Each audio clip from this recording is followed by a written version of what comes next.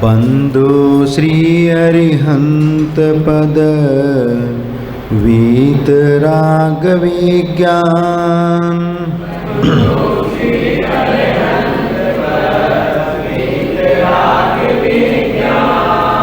वर्णु बार भावना जग जीवन हित जान।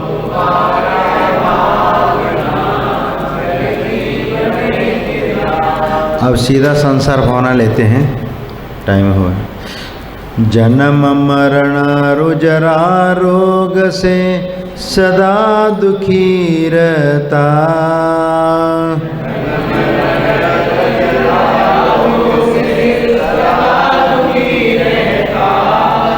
द्रव्य क्षेत्र रुकाल भाव भव परिवर्तन सता।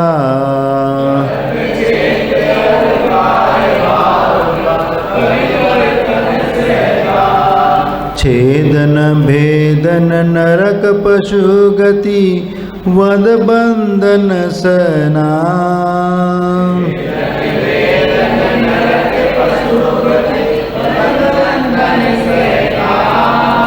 राग उदय से दुख सुरगति में कहाँ सुखी रहना।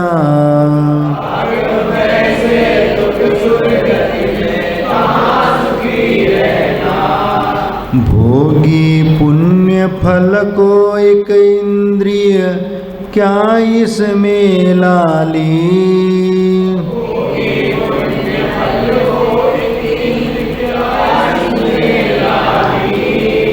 कुतवाली दिन चार वही फिर खुरपार उजाली।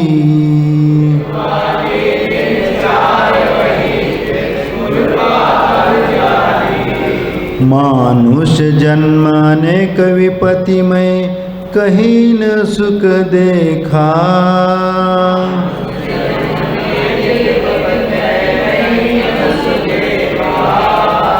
पंचम गति सुख मिले शुभाशुभ को मेटो लेखा।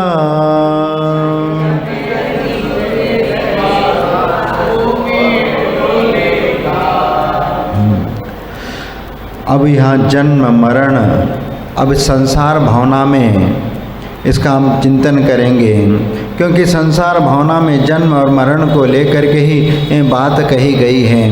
क्योंकि जन्म लेना और मरण को प्राप्त करना और उसके बीच में अनेक प्रकार के विकल्पों को जन्म लेते हुए अपनी जिंदगी को जीना और उसमें जरा रोग से दुखी रहना, जरा यानी बुढ़ापा, रोग यानी बीमारी आदि अनेक प्रकार की बीमारियां वृद्धावस्था के कारण भी आती है और बिना वृद्धावस्था के कारण भी अनेक प्रकार की बीमारियां और राग द्वेष वगैरह उसके साथ पैदा हो जाते हैं। जन्म मरण के चक्कर के बीच में अनेक प्रकार के रोग और बीमारी, क्योंकि इस शरीर के भीतर अनेक प्रकार के बीमारियां इस शरीर के भीतर है और इसमें कितने 84 लाख, इसकी कोई गिनती नहीं है। इतने सारे एक एक रोम जितने हैं उतने सारे बीमारियां इस शरीर में है। लेकिन फिर भी इस संसार में ये संसारी प्राणी अपने आप को सुखी मान करके चलता है। वह कभी ये विचार नहीं करता कि मैं दुखी हूँ। वह यही सोचता है कि सांसारिक जिंदगी जीते हुए भी संसार में वह अपने सुखी मानता चलता है। दुख उसको कहीं पर भी नज़र नहीं आता। इसलिए कई बार ऐसी परिस्थितियाँ निर्माण हो जाती है कि वह कभी उस बात को या अभाव को कभी समझने का प्रयत्न नहीं करता। जो वस्तु स्थिति है वो वस्तु स्थिति को समझने का प्रयत्न नहीं करता। जिसमें हम जिंदगी जी रहे, जिस परिस्थिति में हम चल रहे, उस परिस्थिति को समझ करके उसको उसमें अपने इस सांसारिक जीवन में भी कुछ नया ग्रहण करे, जो शाश्वत हो, जो अविनश्वर हो, उन चीज़ों को ग्रहण करने का उपक्रम करे। लेकिन यह विचार उसके मन में नहीं आता, क्योंकि जब वह जिंदगी में कुछ खोज करता है, कुछ पाने की चेष्टा करता है, तो वह अपने हिसाब से वह ज़िंदगी जीना प्रारंभ करता है। एक आदमी जंगल में भटक जाता है, जंगल में भटक जाता है और जंगल में भटकने के उपरांत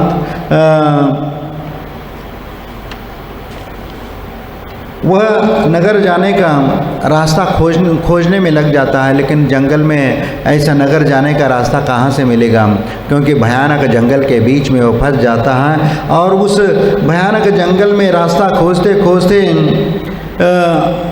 उसे रास्ता नहीं मिल पाता। जब उसे बाहर निकलने का उपाय नहीं सूझा तो थक कर परेशान हो करके एक वह पेड़ की अच्छी छायादार पेड़ के नीचे वह विश्राम करने का सोचा और वह विश्राम करने लगता है। और विश्राम थका हुआ था तो जैसे वह छायादार वृक्ष के नीचे वह विश्राम करने लगता है तो जैसे विश्राम किया, विश्राम जैसे ही वह लुढ़क जाता है तो नींद लग जाती है।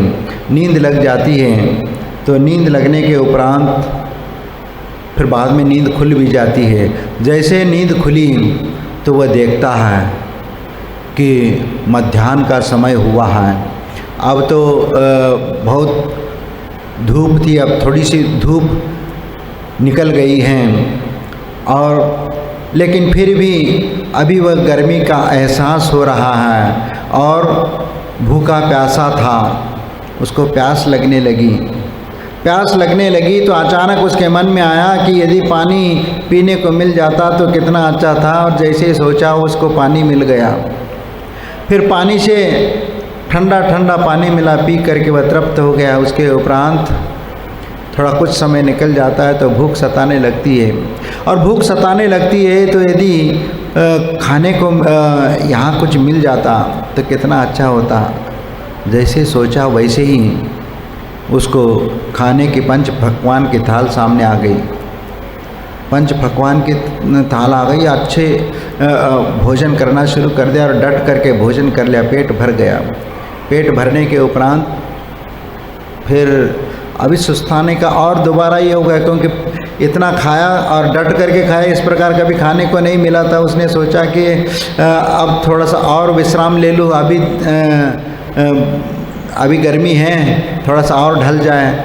ऐसा करके वह जैसे सोचा, सोने की बात करी और कोई बिछाने के लिए कुछ मिल जाता। जैसी इच्छा हुई वैसे वह बिछाने भी आ गई और सब इतना वह जैसा सोच रहा है वैसा हो रहा है। तो उसके मन में आ गया, अरे यहाँ मैं जंगल में हूँ, यहाँ तो कोई भी साधन नहीं है और ये मैं जैसे मन में विचार कर रहा हूँ, ये क्या बात है, ये सब चीज़ें कहाँ से रही है। मन में ये विकल्प पैदा हो गया और वो अचानक उसके मन में आ जाता है कि कहीं कहीं बड़े बड़े वट वृक्ष के पीछे वगैरह भूत पिशाच वगैरह रहते हैं, कहीं इसमें भूत पिशाच तो नहीं है, तो कहीं वो तो नहीं आएगा। और जैसे मन में सोचा तो भूत आ जाता है सामने। भूत आ जाता, अरे भूत आ गया, अरे भूत आ गया। तो सामने जैसे आ जाता है, अरे ये मुझे खाने ले, डर सताता। और जैसे खाने ले जैसा मन में विचार किया वैसे वह आग खा ले। एक उदाहरण मात्र है, लेकिन हम जिस प्रकार के सोच रखते हैं उसी प्रकार का हमें फल मिलता है। संसार में जो अच्छे बुरे विचार हम करते चले जाते हैं और उसी के अनुसार हम कर्म बनते चले जाते हैं। और जब वह कर्म बनता चला जाता है और जब वो कर्म उदय में आता है तो उसी प्रकार का फल वो उसको देता चला जाता है।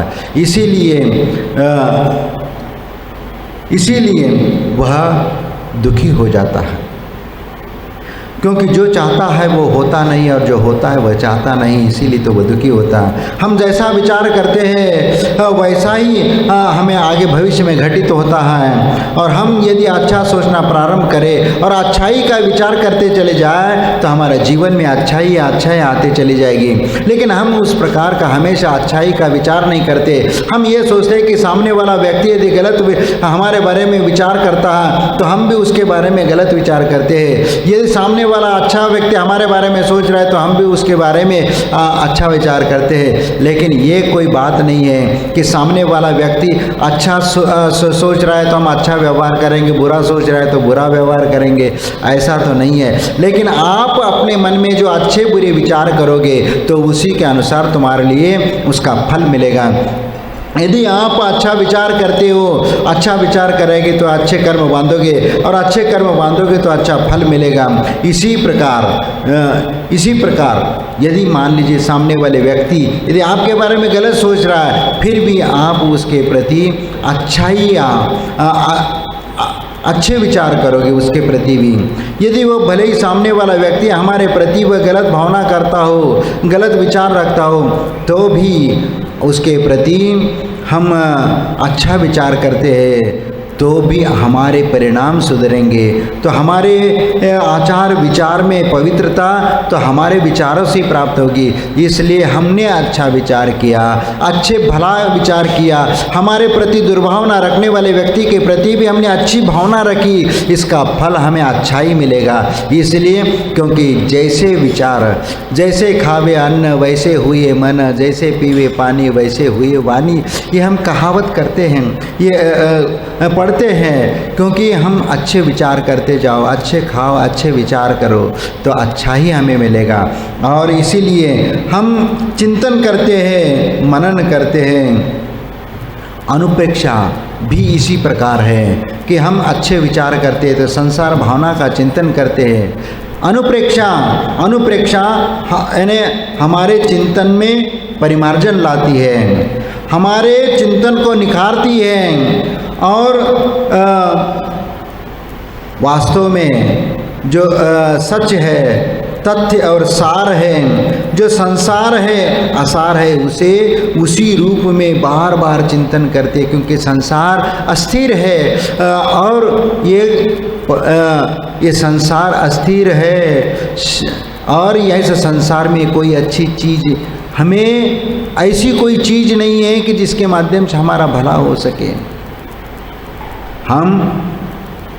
लेकिन फिर भी इस संसार में, संसार के बारे में जब बार बार विचार करते कि संसार दुखमय जीवन है, संसार में कहीं पर भी सुख नहीं है, संसार में कोई ना कोई किसी ना किसी रूप में संसारी प्राणी दुखी है, कोई तन दुखी है, कोई मन दुखी है, कोई धन दुखी है, कहूँ न सुख संसार में, आप अकेला अवतरे मरे अकेला हो। जब बार बार इसका चिंतन करने लगता है, मनन करने लगता है, तो फिर वह अनुप्रेक्षा का काम करता है।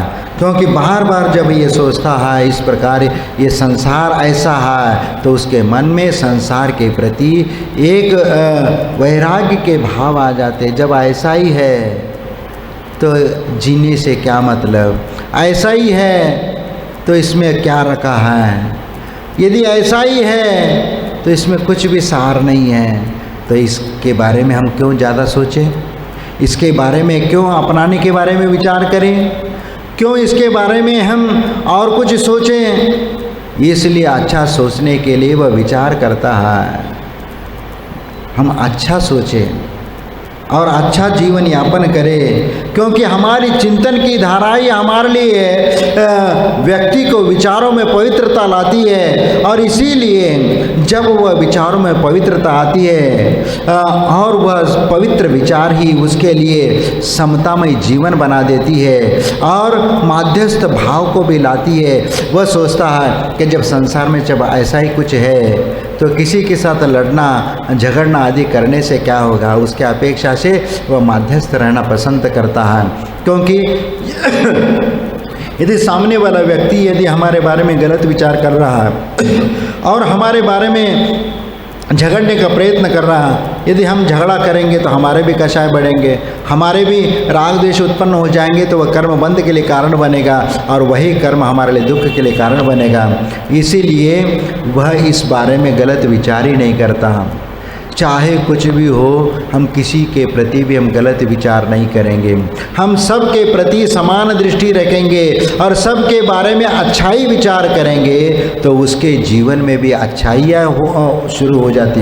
हो सकता है हमारे पूर्व जीवन के कर्म के कारण हो सकता है हम दूसरों के भला सोचते हैं, लेकिन अशुभ कर्म का उदय आता है और हमें अच्छा करने नहीं देता, अच्छा सोचने के लिए नहीं देता।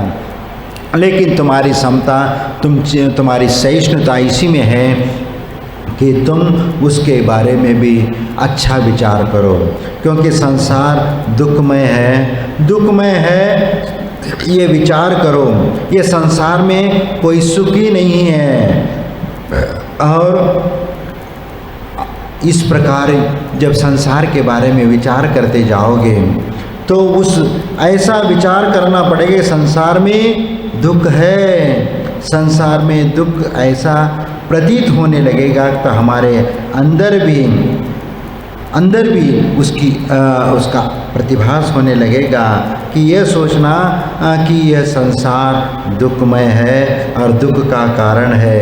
तब ये विचार करने लगता है, जब इंसान दुखी है तो उसका कारण क्या है। संसार में ये जीव दुखी है तो उसका कारण क्या है। यदि कारण हमारी पकड़ में आ जाए तो वह सोचना भी, उस कारणों के बारे में सोचना जब शुरू कर देते हैं तो फिर कारण समझ में आने लगता है। कारणों को हम हटा सकते हैं या नहीं, ये विचार कर ले कि सबसे पहला ये विचार करो कि हम संसार में दुखी है तो किस कारण से है, वो कारण कौन से है। वो कारण यदि समझ में आते हैं नहीं आते हैं, और यदि समझ में आते हैं तो हम उसको कैसे हटा सकते, इसके बारे में विचार करो। और यदि उसका निवारण हम कर सकते हैं या नहीं कर सकते, ऐसा भी चिंतन होना चाहिए। यदि निराकरण कर सकते हैं या नहीं कर सकते।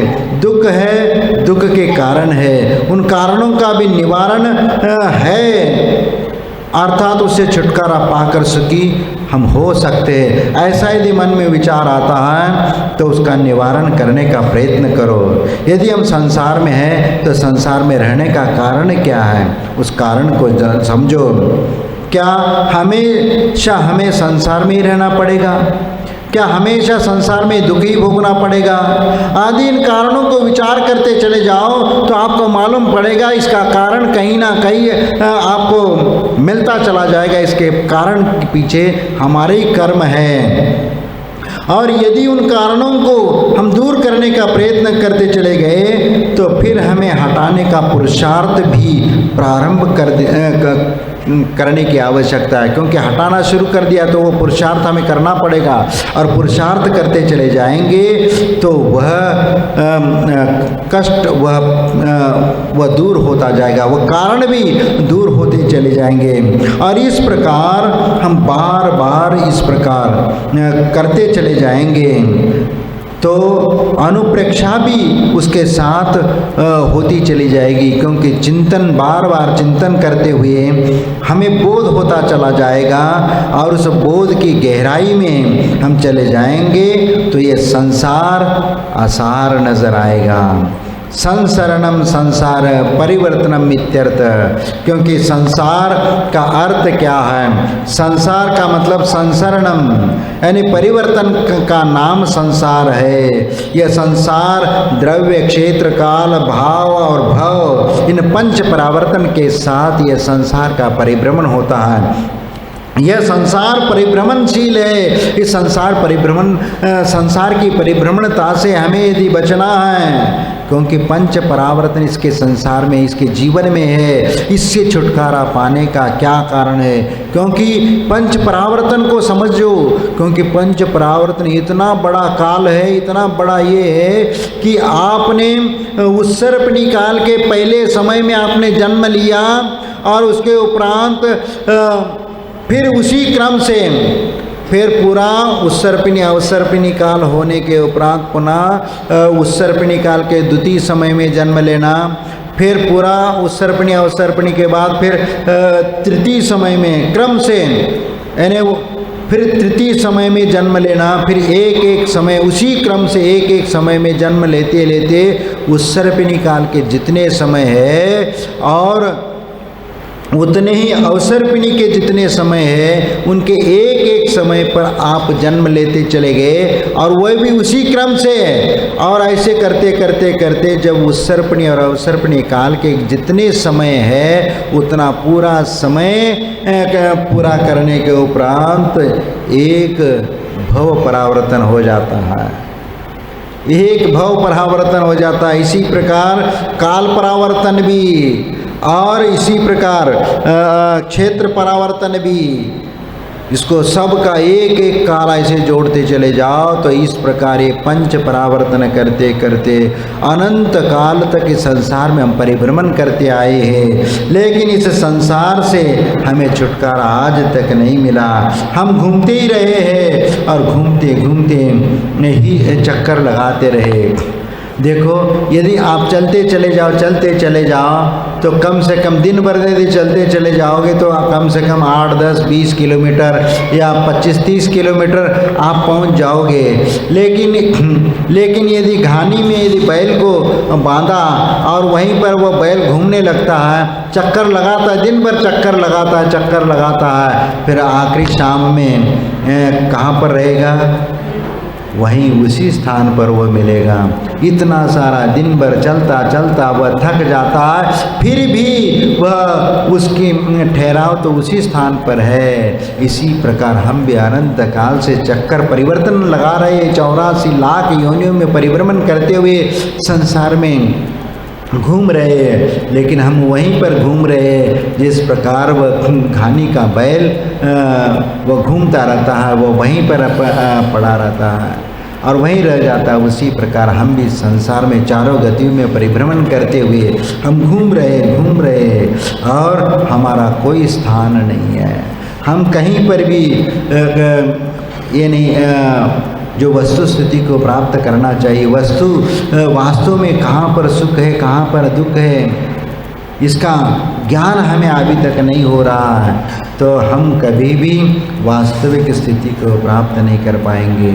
इसलिए संसार में परिभ्रमण करते करते भटक रहे हैं और भटकने वाला उसी तरह इस जगत में अनंत काल तक भटकता रहता है। इसलिए उस जगत से बाहर निकलने का रास्ता उसको नहीं मिल पाता, वह निकलने का प्रयत्न ही नहीं करता, क्योंकि वह यदि विचार करे कि संसार में जब अनंत काल से मैं भटक रहा हूँ तो इस भटकन से निकलने का रास्ता कोई ना कोई होगा, और उसको समझने का प्रयत्न यदि करेगा तो वह निश्चित कहीं ना कहीं से उसको रास्ता मिलेगा, लेकिन वह रास्ता उसको प्राप्त नहीं होता।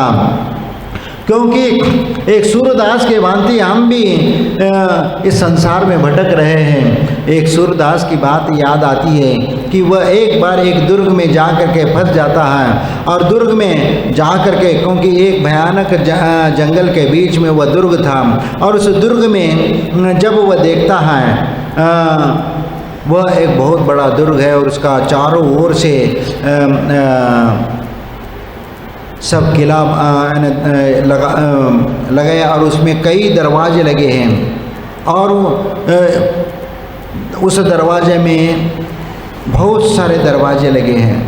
अब वह उस दुर्ग में चला जाता है और वह दुर्ग में वो भयानक जानवरों के आवाज़ सुन करके वह डर जाता है कि हिंस्र पशुओं के आवाज़ और दहाड़ सुन करके वह डर जाता है, और वो इस दुर्ग से बाहर निकलना चाहता है, लेकिन वह दुर्ग से बाहर निकालने के लिए उसके आंखें तो थी नहीं, और कैसे दुर्ग से बाहर निकले ऐसा मन में विचार आ जाता है कि मैं ऐसे कैसे निकलूँ। और वह आखिरी में थका हार के फिर वह जोर से आवाज़ लगा देता है कि भाई कोई तो बताओ मुझे, इस दुर्ग से बाहर जाने का रास्ता मुझे बता दे, ताकि मैं इस दुर्ग से बाहर जाना चाहता हूँ। हाँ, लेकिन वहाँ एक आँख वाला व्यक्ति वह घूम रहा था, और सूरदास की दयनीय दशा को देख करके उसको दया आ जाती है, और वह आकर के सूरदास के पास आकर के कहता है कि सूरदास जी, ये बहुत बड़ा दुर्ग है और बहुत बड़ा भयानक जंगल भी है, और इस दुर्ग से बाहर निकलना इतना आसान नहीं है। लेकिन यदि तुम और तुम्हारे पास आंखें भी नहीं हैं तो तुम कैसे निकलोगे? भैया ये तो बताओ कि इस दुर्ग से बाहर निकलने का रास्ता कहाँ पर है, दरवाज़ा कहाँ पर है, आप बता दो ताकि मैं उस दरवाजे से बाहर निकलना चाहता हूँ।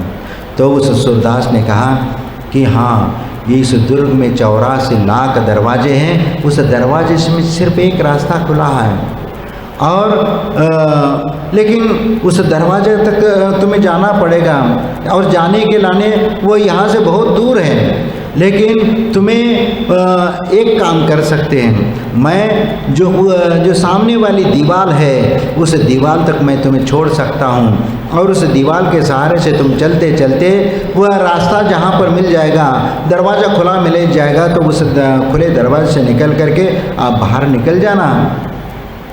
तब वह कहता है कि ठीक है, आप यदि कह रहे हैं तो ठीक है, मैं वहाँ से चलने के लिए तैयार हूँ।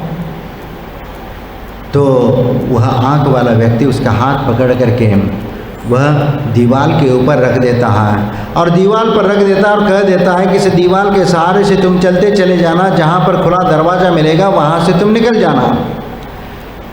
और फिर उनको बता दिया और वह दरवाजे के सहारे से उस दीवार को टटोलते टटोलते वह आगे निकलने लगता है और इस प्रकार दीवार को टटोलते टटोलते वह एक एक कदम आगे बढ़ाता हुआ चलता है। और लेकिन क्या है, उसको एक खुजली की बीमारी थी और खुजली की बीमारी होने के कारण वह खुजाने लगता है और खुजाने लगता है तो हाथ दीवार से हट जाता है और 2-4 कदम आगे निकल जाता है और पुनः दीवार के सहारे से चलने लगता है। इस प्रकार करते करते खुजली शुरू हो जाती तो वह हाथ खुजाने लगता, दीवार से हाथ हट जाता और 2-4 कदम आगे निकल जाता और फिर 2-4 कदम आगे निकलने के बाद पुनः वह दीवार के सहारे से टटोलते टटोलते आगे निकलता है। इस प्रकार करते करते वह खुले दरवाजे के पास आता है और जैसे ही वहाँ पर आता है तो खुजली उनकी उत्पन्न शुरू हो गई और खुजाने में लग जाता है। वह दरवाज़ा पीछे रह जाता है और एक कदम आगे निकल जाता है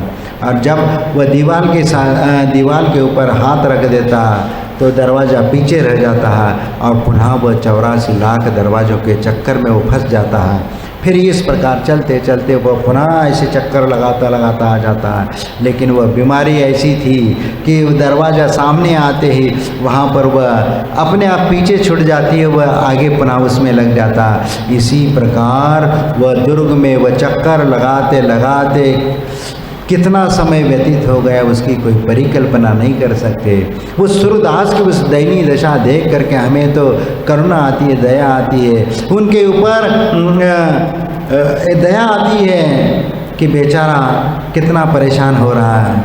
लेकिन तो हमें आपको देख करके परेशान दया आ रही है कि ये संसारी प्राणियों को देख करके दया आती है कि वह भी अनंत काल से संसार में इसी प्रकार वह घूम रहा है। 84 लाख योनियों में परिभ्रमण करता करता वो भटक रहा है और भटक रहा है। वह गुरु के शरण में आकर के कहता है कि गुरुदेव आप मुझे आत्म कल्याण का मार्ग बता दीजिए, आप ऐसा कोई मंत्र बता दिए, ऐसा कोई साधना बता दी ताकि मैं अपना आत्मा का कल्याण कर सकूं। गुरु कहते हैं कि भाई ये तो 84 लाख योनियों के चक्र में तुम फंसे हुए हो, इससे यदि निकलना चाहते हो तो तुम्हारे लिए एक ही रास्ता है। लेकिन एक रास्ता तुम्हें मिला हुआ है, लेकिन उसको निकलने का रास्ता जो है ना इसी में से मिलेगा, क्योंकि 84 लाख योनियों में परिभ्रमण करते हुए उसमें से खुला हुआ दरवाजा एक ही है।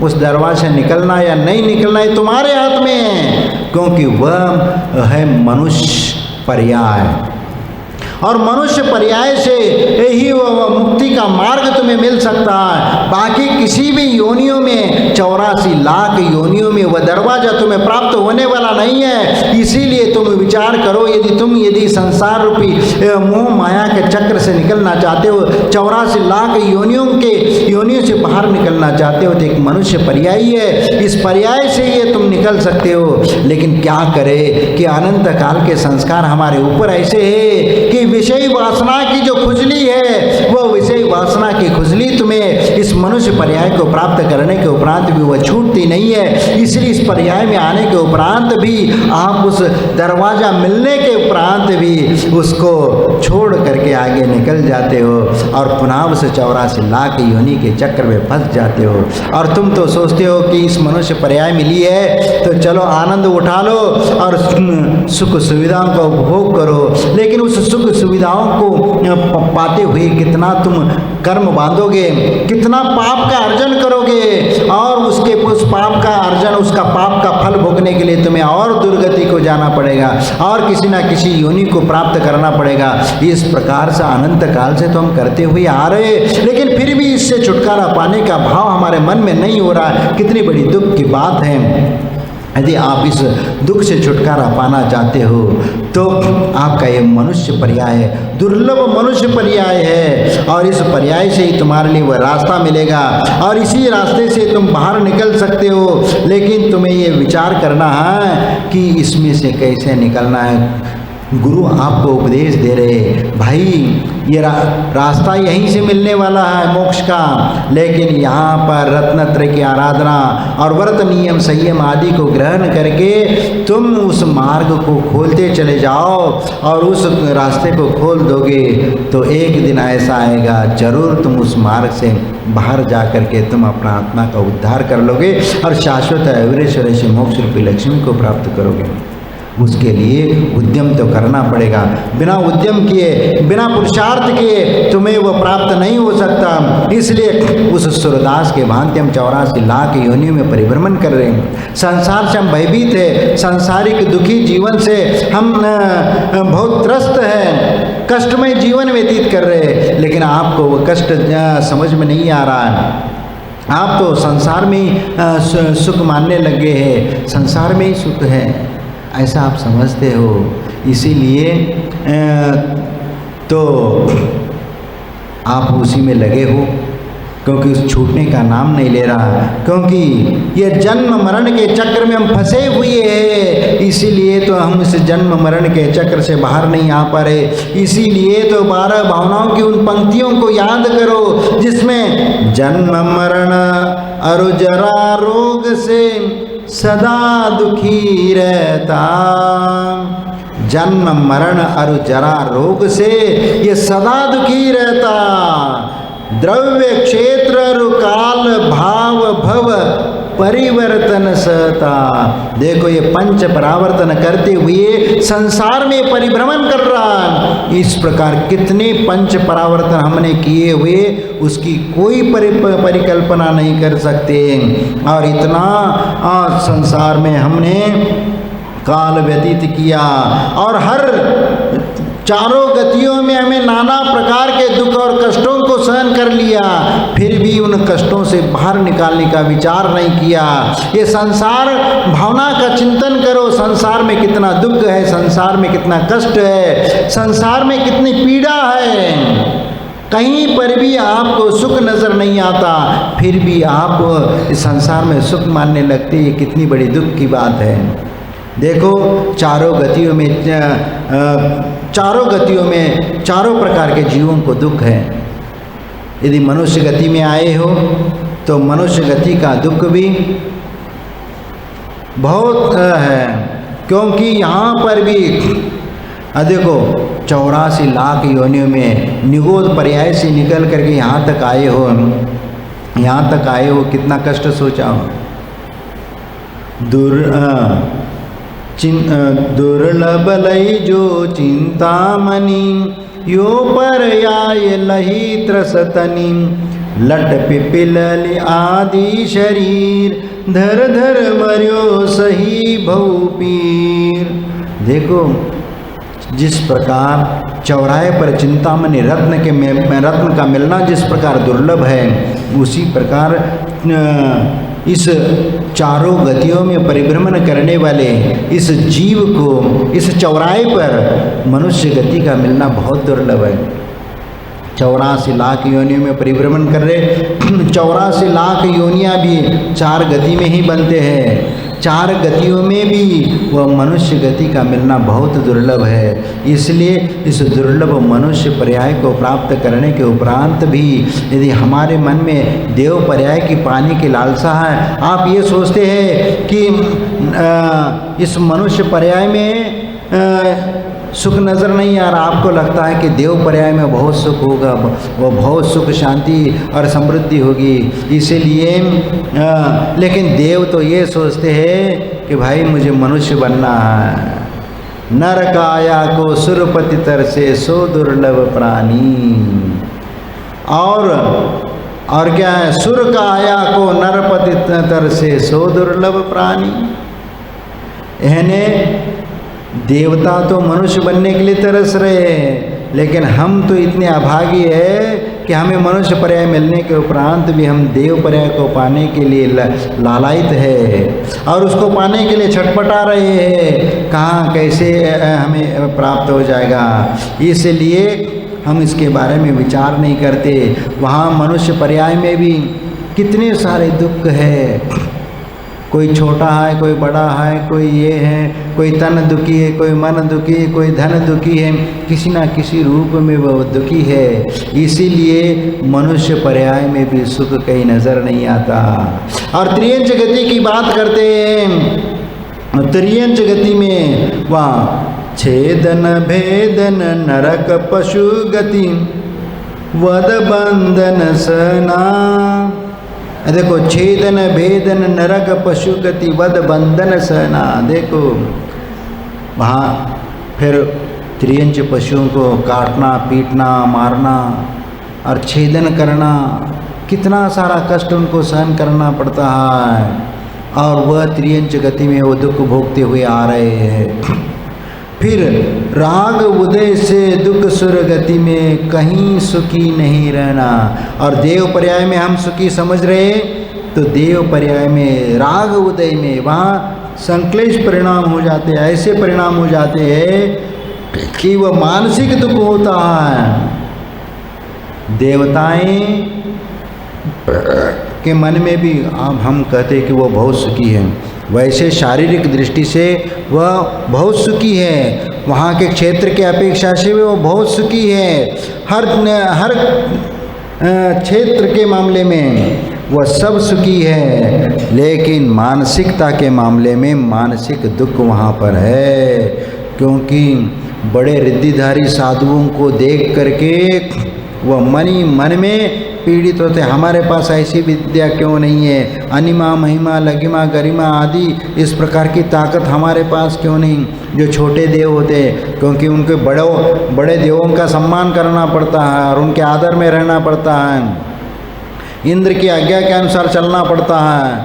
वह यदि नहीं चलेंगे और वो उस प्रकार का ऐश्वर्य, क्योंकि इंद्र को सभी देवताएं आकर के पूजा करते, सम्मान करते हैं, लेकिन जब वही देव जब समूह शरण में पहुंच जाता है तो वहाँ पर वह देखता है कि हमारे इंद्र स्वामी भी जब राजा भगवान के चरणों में नतमस्तक हो रहे हैं, वह कहता अरे ये हमारे मालिक भी इनके चरणों में नतमस्तक हो रहे हैं।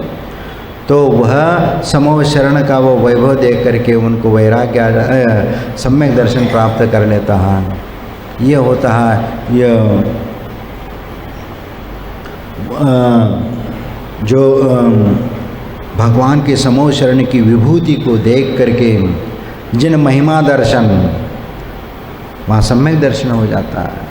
लेकिन वह देव गति में भी वह दुखी रहता है, मानसिक दुखी। और जब मंदार माला उनके गले में से जब मुरझा जाती है तब विचार करने लगता है, ये अप्सराएं और ये स्वर्ग की संपदाएं, सुख वैभव अब मुझे वहाँ मिलेगा नहीं मिलेगा, मुझे अब यहाँ से कहाँ जाना है। ऐसे झांक करके खिड़की में से देखता है, अरे मुझे तो बड़ के पेड़ में जाना है।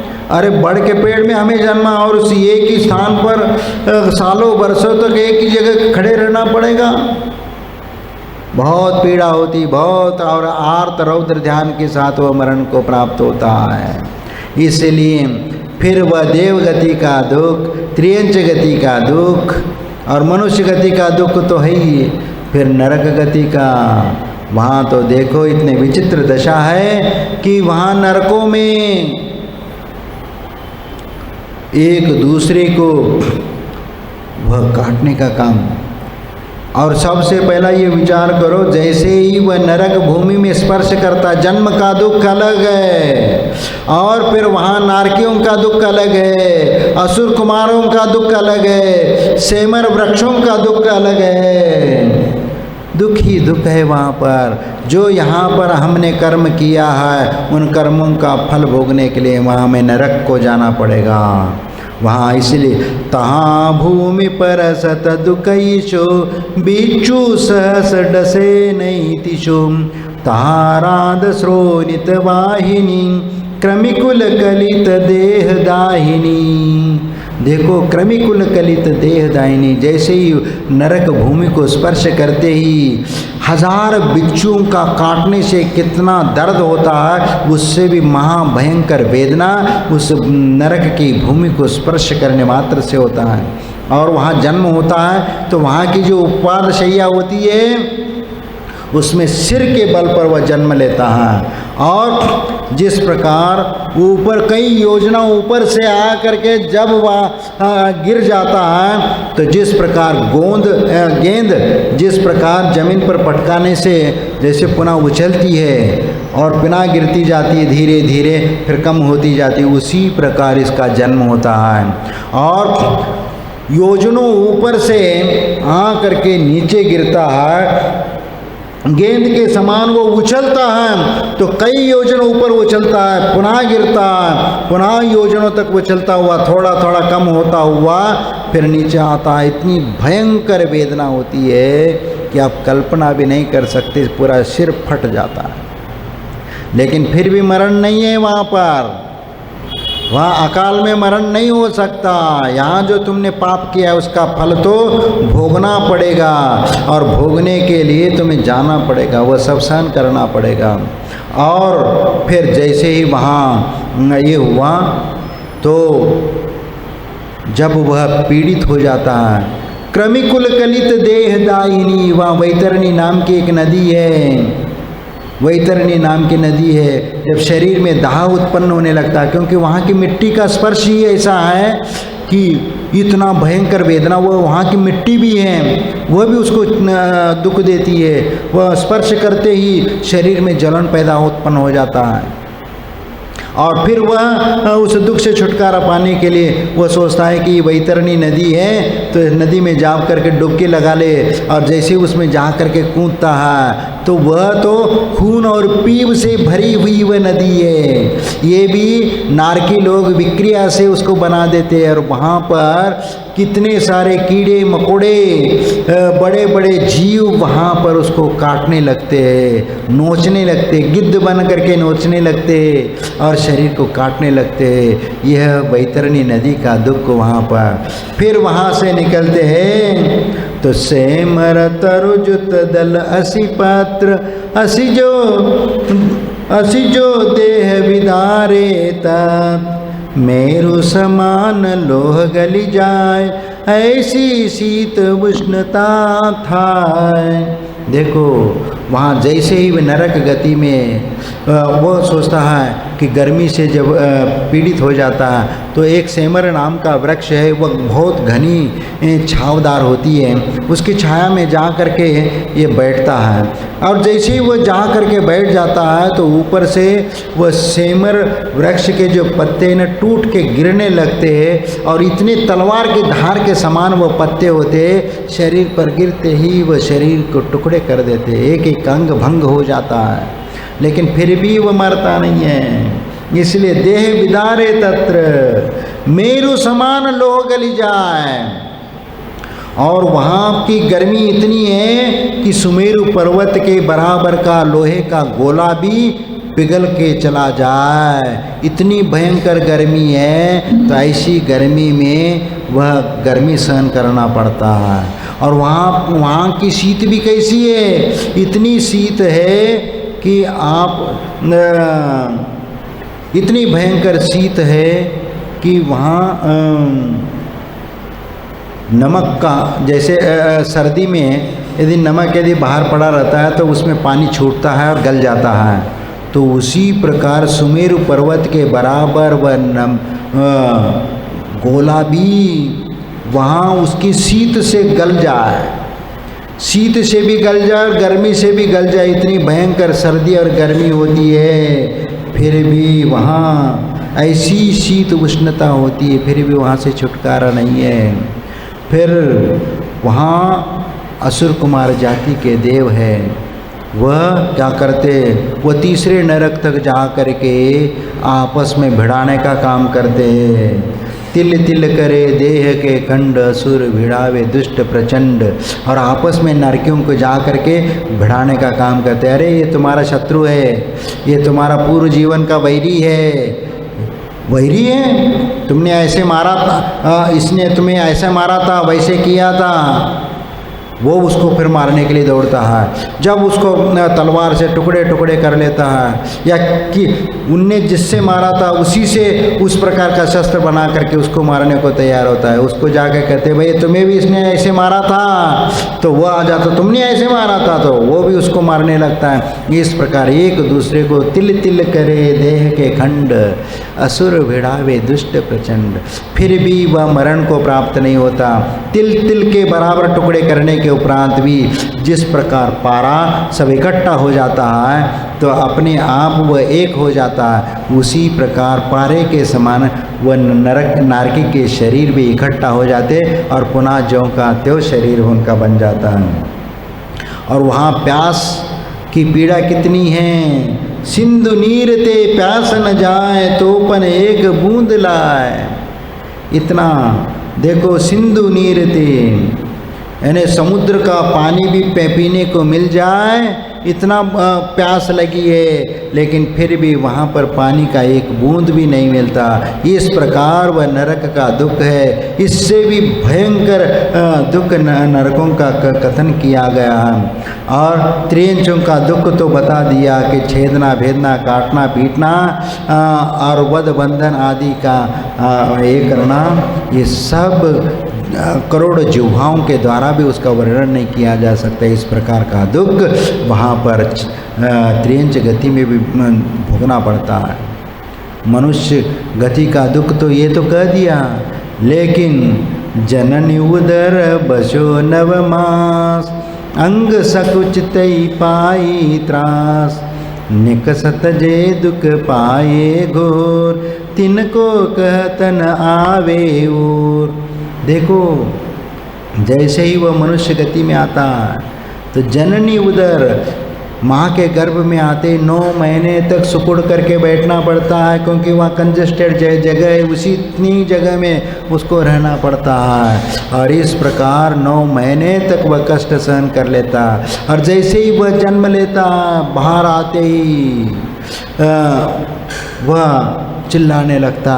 और यदि नहीं चिल्लाता है, वह नहीं रोता है, तो माँ रोने लगती है, सब परिवार के लोग रोने लगते हैं। कितना विचित्र दशा है। देखो कि उसको नहीं रोता है तो उसको ठंडे पानी का ये लगा करके उसको रोने के लिए मजबूर करते हैं कि रो जाए, तो स्वस्थता का परिचय माना जाता। यानी चला करके रोने का प्रयत्न करते। कितना विचित्र बात है। और उसके रोने से तुम खुशी मनाते हो। ये संसारी प्राणी की विचित्र दशा देखो। वो बच्चा यदि नहीं रोता है तो आपके आंखों में पानी आ जाता है, और बच्चा यदि रोता है तो तुम उसकी खुशी मनाते हो। कितना विचित्र संसार है ना। हाँ, दूसरों के दुख में खुशी मनाता है और दूसरों के दुख में स्वयं दूसरों की खुशी में स्वयं दुखी होता है। इसलिए वहाँ पर भी कोई मनुष्य गति में भी कोई नहीं है। सुख नहीं है। इसलिए कहीं पर भी किसी भी पर्याय में कोई सुख नहीं है। इसलिए जहाँ भी चले जाओ दुख ही दुख है, संसार की विचित्र दशा है। इसका चिंतन अपने आँखों के सामने लाओ, उसका बार बार इसका चिंतन और मनन करो। कितना दुखमय ये संसार है, कितना कष्टमय ये संसार है, कितना परेशानी से भरा हुआ ये संसार है। इसमें कितने प्रकार के जीव है। सभी संसारी जीव किसी न किसी रूप में दुखी है। किसी का हाथ कटा है, किसी का पैर कटा है, किसी के नाक कटा है, किसी के पंख कटे हैं, किसी के और कुछ ना कुछ किसी न किसी रूप में वह दुखी है। कोई किसी को बीमारी से ग्रसित हुआ है या किसी और चीज़ों से वह आघात हो चुका है, कोई मानसिक रूप से भी पीड़ित है। तो यह संसार में कोई किसी का सगा नहीं है। तो इसीलिए संसार के बारे में हम जितना भी विचार करते हैं वह और मनुष्य गति को पाया, और मनुष्य गति में पुण्य के उदय से सुख सुविधाएं मिल भी जाती है। लेकिन जब तक तुम्हारा पाप का उदय नहीं आता तब तक तुम्हारे लिए वह सुख सुविधाएं प्राप्त हो जाएगी। जब तक पुण्य का बीता नहीं करार तब तक तुझे माप है, गुनाह करो हजारों गुनाह करो, लेकिन तब तक तुम्हें माप है जब तक तेरा पुण्य बीत नहीं जाता। जिस दिन पुण्य समाप्त हो गया रोड पे आ जाओगे। इसीलिए संसार एक विचित्र दशा है और इसमें संयोग और वियोग दुख के लिए कारण है।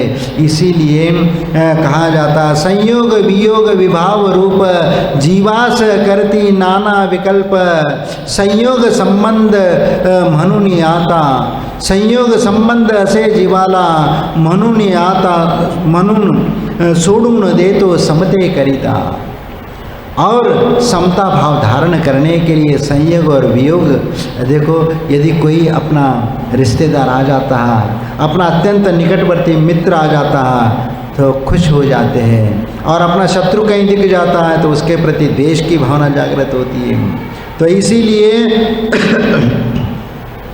तो हम सुख दुख का वेदन कर लेते हैं, कहीं सुख है कहीं दुख है। हम विरोधी चीज़ सामने आ जाती है तो हम विरोध चीज़ से हम नफरत करने लगते हैं, और अपनी चीज़ आती है तो हम उससे प्यार करने लगते हैं। इसीलिए तो किसी के प्रति राग, किसी के प्रति द्वेष की भावना हमारे लिए अनेक प्रकार के दुख देने वाली होती है।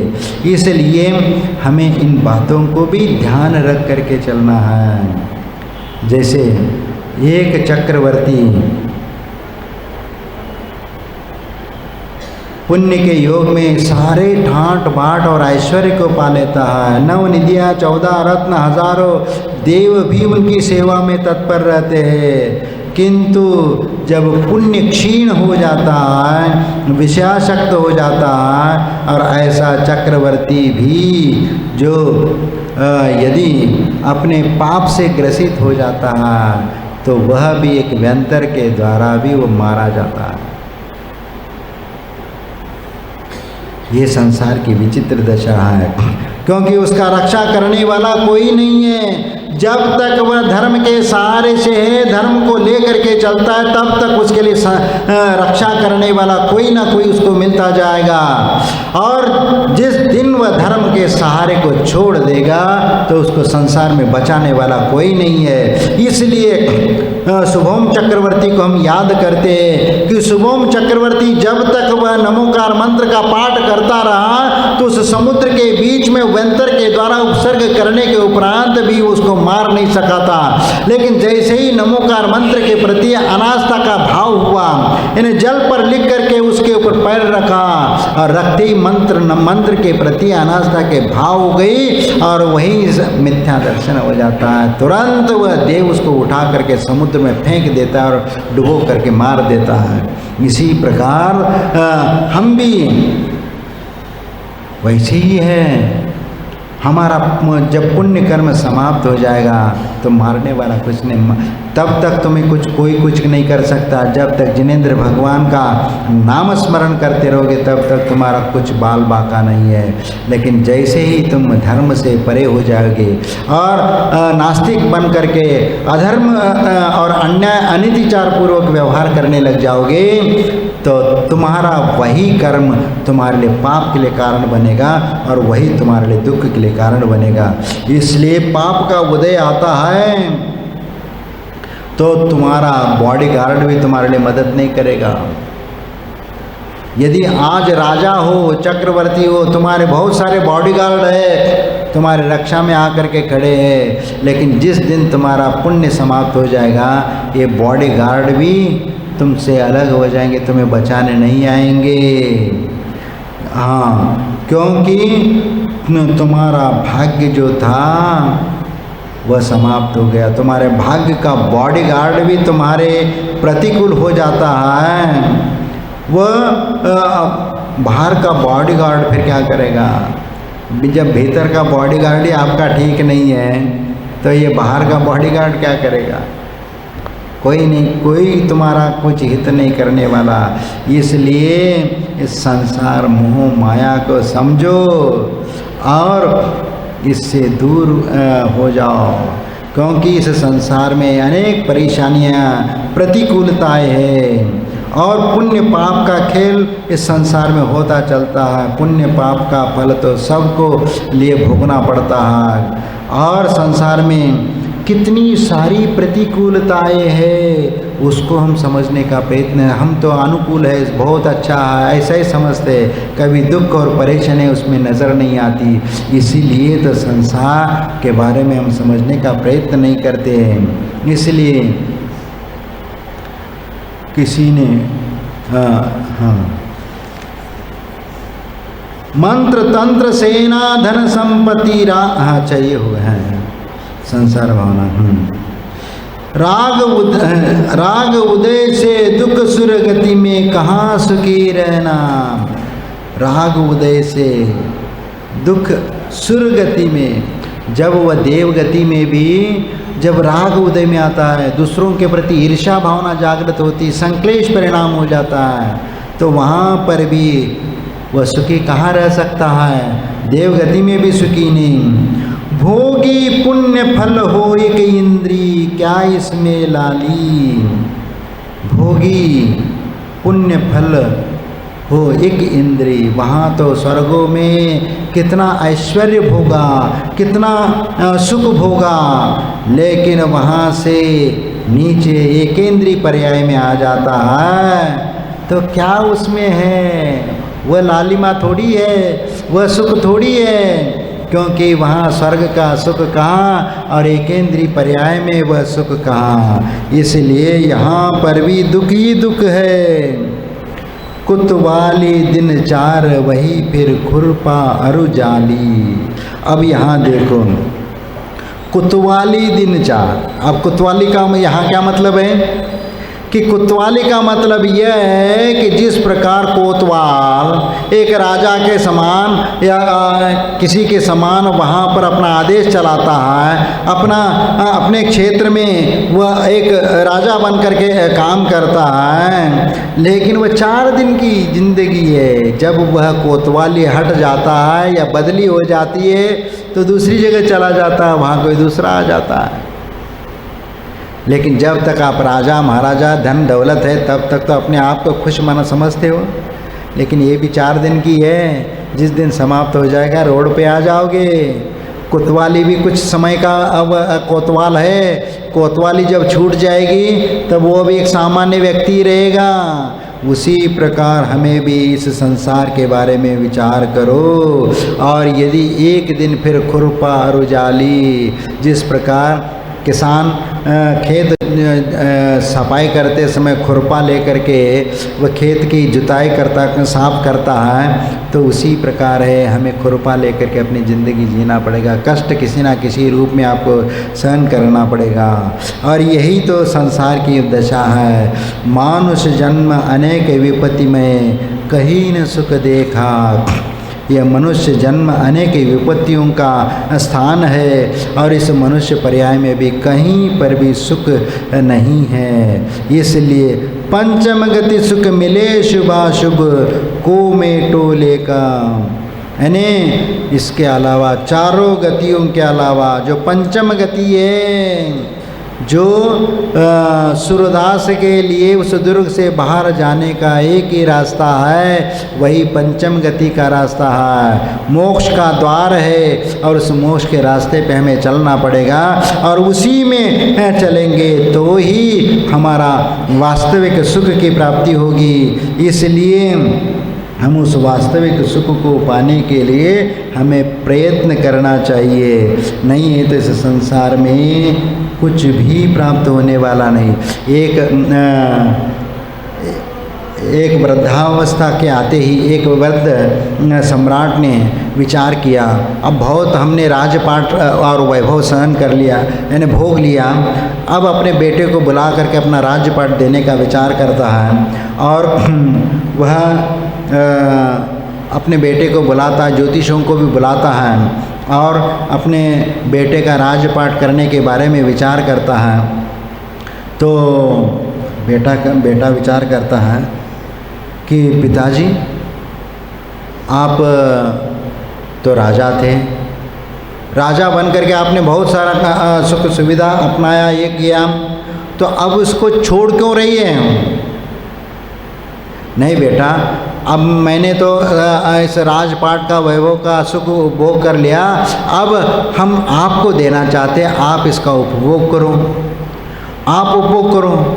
बेटा अपने बाप से पूछता है, पिताजी आप मेरा राज्याभिषेक करना चाहते हो, ये तो बात ठीक है, कोई बात नहीं, लेकिन आप छोड़ क्यों रहे हो?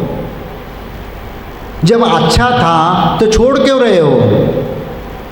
अरे बेटा अब तो मेरी उम्र हो गई, बूढ़ा हो गया, अब तो छोड़ना तो पड़ेगा ना। नहीं, देखो संसार में ऐसा कोई व्यक्ति नहीं, यदि अच्छी चीज़ है तो कोई नहीं छोड़ना चाहता, लेकिन आप इसमें गलती कर रहे हैं, आप तो छोड़ रहे हो, इसका कारण हमें बताना पड़ेगा। आप बताओ कारण क्या है? तो वो तो पूछता ही चला गया, आपने विचार तो अच्छा किया है, लेकिन छोड़ क्यों रहे हैं, ये आपको बताना पड़ेगा। अरे बेटा इन सब को मैं आसार समझता हूँ, संसार आसार है, दुखमय है, मानकर छोड़ रहा हूँ। तो पिताजी आप ये बताओ, जब इसको आसार समझ रहे हो, दुखमय समझ रहे हो, ऐसा कौन सा बाप होगा तो अपने बेटे के लिए ऐसी चीज़ देगा जो दुखमय हो और जो कोई काम का न हो? आप कैसे बेटे हो? बेटा तो वही होगा तो अपने दुनिया की सबसे अच्छी से अच्छी चीज़ अपने बेटे को देगा, लेकिन आप तो जो अच्छी चीज़ नहीं उसको आप देना चाह रहे हो, तो ये तो इंसाफी नहीं है।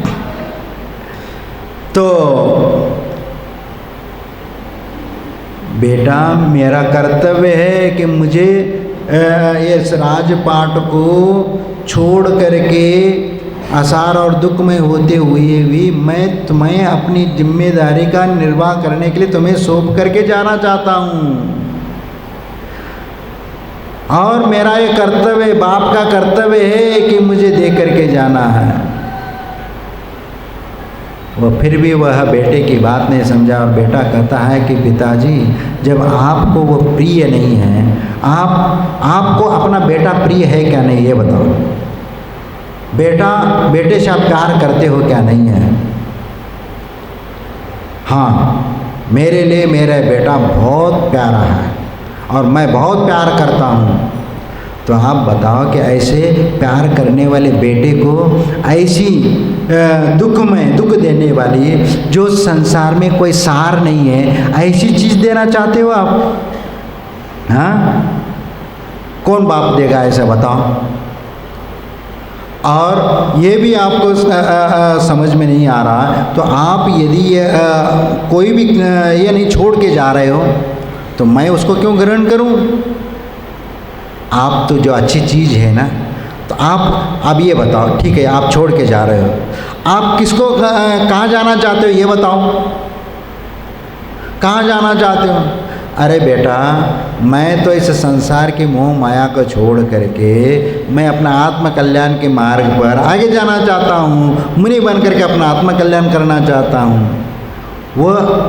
वो अच्छी चीज़ है, ये बुरी चीज़ है इसलिए छोड़ रहे हो? हाँ बेटा, ये संसार बुराई है, इसमें कुछ भी सार नहीं है, इसलिए मैं उस मार्ग पर जा रहा हूँ। अब जब तुम अपने अच्छे मार्ग पर जा रहे हो तो अपने बेटे को इस दुख की खाई में डाल करके क्यों जाना चाहते हो?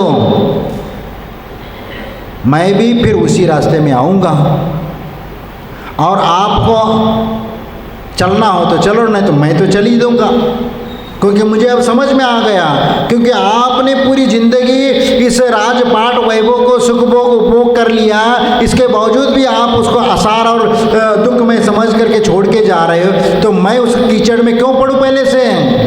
मैं आपके पहले इससे निकल करके मैं उस सुखमय जीवन की ओर जाना चाहता हूँ जो आप जिस मार्ग पर जाना चाहते हो। बेटा बेटे की बात सुन करके पिता गदगद हो जाता है, बेटा मार्ग तो यही है, और आपने भी अच्छा विचार किया, बहुत अच्छी बात है। लेकिन वंश परंपरा की बात आती है ना, तो फिर किसी ना किसी को जिम्मेदारी तो रखना ही देनी ही पड़ेगी।